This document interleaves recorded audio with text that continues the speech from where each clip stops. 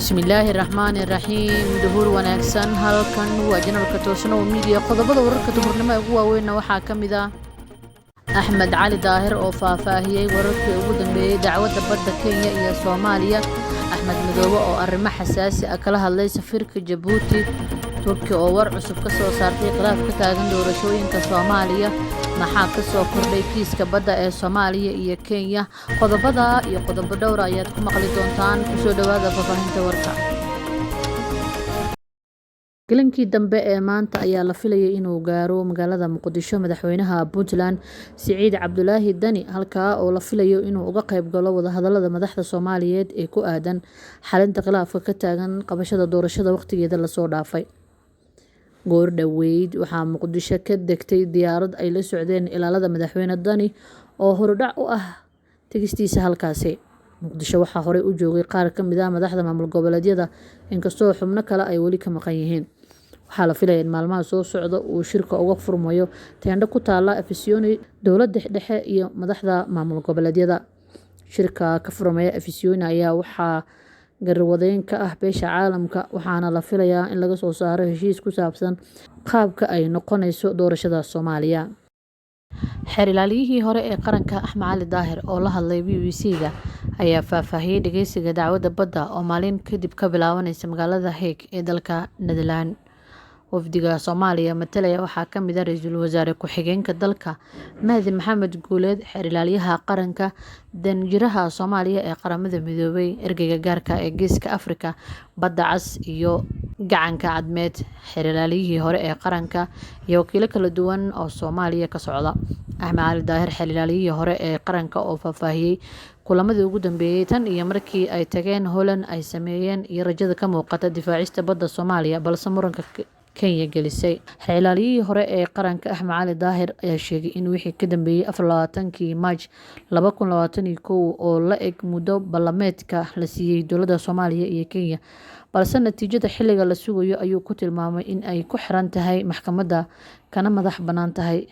labada dowladood madaxweynaha dowlad goboleedka Jubbaland Axmed Maxamed Salaam Axmed Madoobe oo haatan ku sugan magaalada Muqdisho ayaa ka wada kulamo gaar ah oo looga hadlay xaaladda dalka iyo arrimaha doorashooyinka Axmed Madoobe ayaa maanta hoygiisa ku qaabilay danjiraha Djibouti u jooga Soomaaliya Aadan Xasan Aadan iyagoo ka wada hadlay xaaladda Soomaaliya labada mas'uul ayaa sidoo kale soo hadal qaaday ismariwaaga ka taagan doorashada 2021 si xal midaysan looga gaaro sidoo kale labada dhinac ayaa shaaca ka qaaday inay muhiim tahay in la dardar geliyo shirka u dhaxeeya dowladda federaalka iyo dowlad goboleedyada ee doorashooyinka maanta booqasho iigu yimid safiirka dowladda aan walaalahan ahnay ee Djibouti danjire Aadan Xasan Aadan oo aan ka wada hadalnay arrimaha doorashada dalka iyo dardargelinta shirka soo socda ee laga hadlayo arrimaha doorashada ayaa lagu yiri war qoraal oo ka soo baxay madaxtooyada dowlad goboleedka Jubbaland maamulka Kismaayo ayaa ka mid ah maamulada ay sida weyn isugu hayaan doorashada dowladda federaalka Soomaaliya waxaana khilaafka uu soo taagnaa sanadihii dambe ugu dambeyntiina waaxda arrimaha dibadda Mareykanka ayaa Jimcihii sheegtay inay go'aansatay inaysan qaadin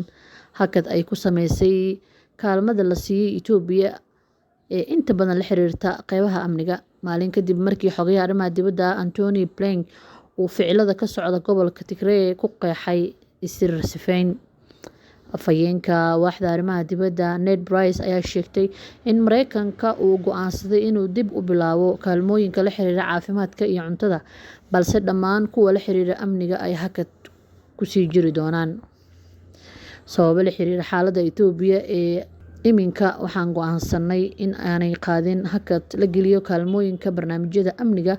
ayuu Ned Price ku yiri shir jaraa'id Blinken ayaa ku cadaadiyay Itoobiya inay soo afjarto colaadaha Tigray wuxuuna Arbacadii isaga oo ka hor hadlay Congress-ka sheegay inuu doonayo in ciidamada Eritrea iyo Amxaarada ay ka baxaan gobolka laguna bedelo kuwa amni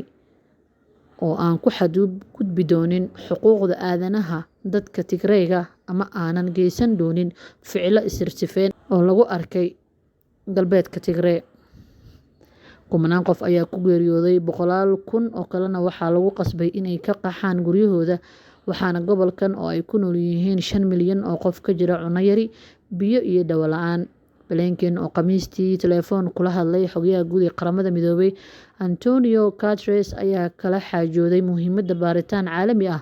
oo lagu sameeyo xadgudubyada xuquuqda aadanaha ee ka dhacay gobolka, sida ay sheegtay waaxda arrimaha dibadda. Qaramada Midoobay ayaa toddobaadkii tagay sheegtay in ciidamada Eritrea ay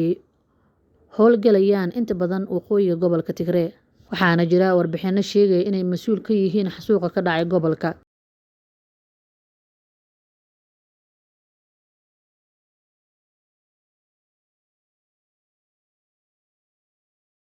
Dowladda Turkiga oo saaxiib la ah Soomaaliya ayaa mar kale ka hadashay xaaladda dalka, gaar ahaan khilaafka doorashooyinka 2021. Wasiirka Arrimaha Dibadda ee Turkiga Mevlut Cavusoglu oo u waramayay wakaaladda wararka ee Anadolu ayaa sheegay inay muhiim tahay in dhinacyada isku haya siyaasadda Soomaaliya ay xal rasmi ah ka gaaraan muranka hareerayay doorashada. Cavusoglu ayaa xusay inay muhiim tahay in sida ugu dhaqsiyaha badan loo qabto doorashada si loo dhiso dowlad cusub hore u sii wada Soomaaliya. Waa muhiim in xal ay wadajir u gaaraan walaalaha Soomaaliyeed si heshiis looga gaaro arrimaha doorashooyinka sida ugu dhaqsiyaha badan, waana tan aan rajeyneyno in ay dhacdo, ayuu yiri Wasiirka Arrimaha Dibadda ee dowladda Turkiga. Sidoo kale waxa uu intaasi sii raaciyay, maalmaha soo socda waxaa inoo qorsheysan socdaal aan ku tagayno Soomaaliya si aan u xoojino taageeradeena, waana ku dhaqaaqaynaa, ayuu yiri Wasiirka Arrimaha Dibadda ee Turkiga. Turkiga ayaa ka mid ah dalalka sida u dhow Soomaaliya u taageera, waxaana hadalkan uu ku soo aadayaa xilli weli la isu hayo hanaanka loo wajahayo doorashada 2021. Intaa ayaynu kusoo gabagabeyneynaa warkeena duhurnimo. Wassalaamu calaykum.